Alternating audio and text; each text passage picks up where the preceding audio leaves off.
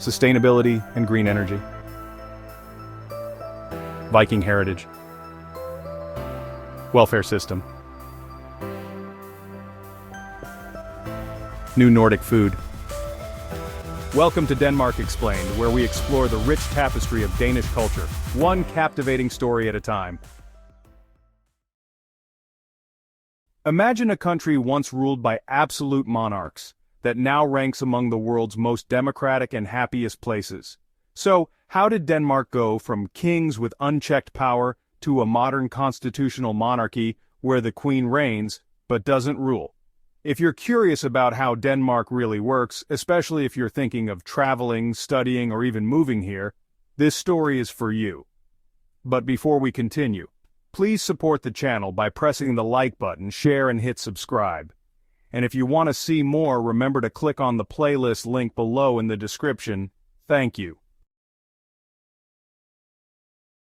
Hi, I'm your host, and welcome to Denmark Explained, the channel where we make Danish life, culture, and history easy to understand.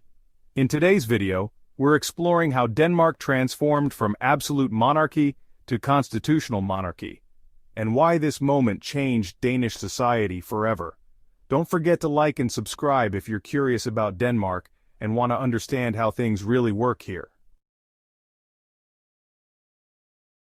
Let's rewind to the year 1660.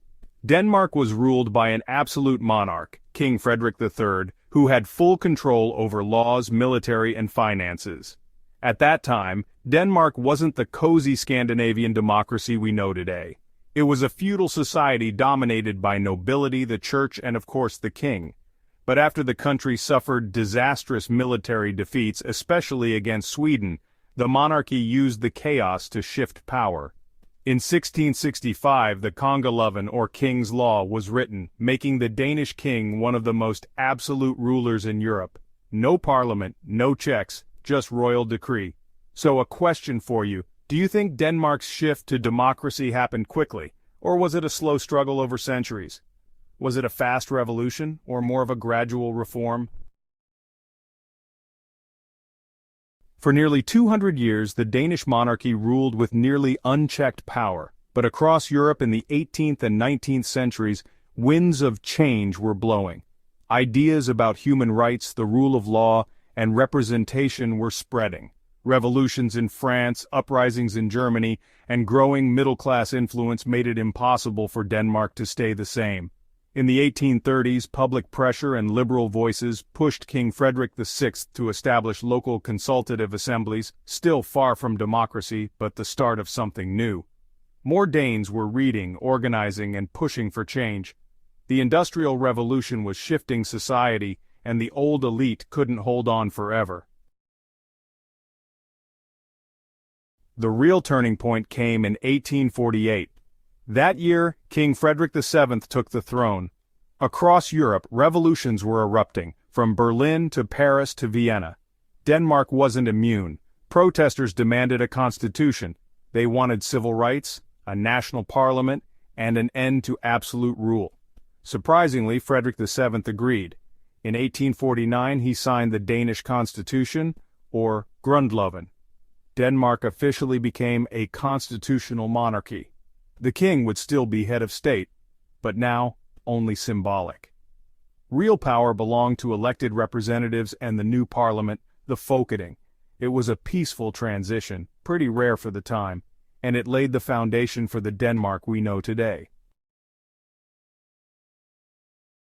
So, what does a constitutional monarchy mean in Denmark in 2025?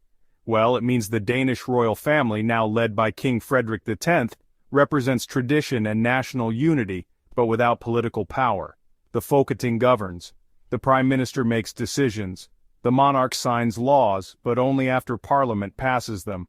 For newcomers to Denmark, this often surprises people. Why still have a royal family, they ask. Well, in Denmark, the monarchy is seen more as a symbol, cultural heritage that brings people together. In fact, most Danes support the monarchy but also strongly support democracy, transparency, and civil rights. Denmark's transformation into a constitutional monarchy wasn't just about power. It was about identity. It marked the start of a political culture built on compromise, consensus, and trust, traits that still define Danish society today. These values shape everything from how government works to how people treat each other.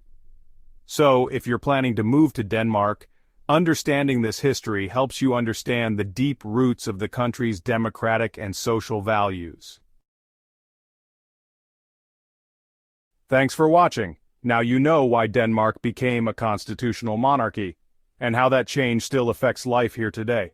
What do you think? Should countries still keep symbolic monarchies, or should they move toward full republics? Drop your thoughts in the comments. If you enjoyed this video, don't forget to hit like, share it with someone who's curious about Denmark, and subscribe for more simple, clear explanations about life in Denmark. See you in the next one. We hope you enjoyed this video. Feel free to share your thoughts in the comments below. Don't forget to like, share, and subscribe. It really helps us bring you more amazing content.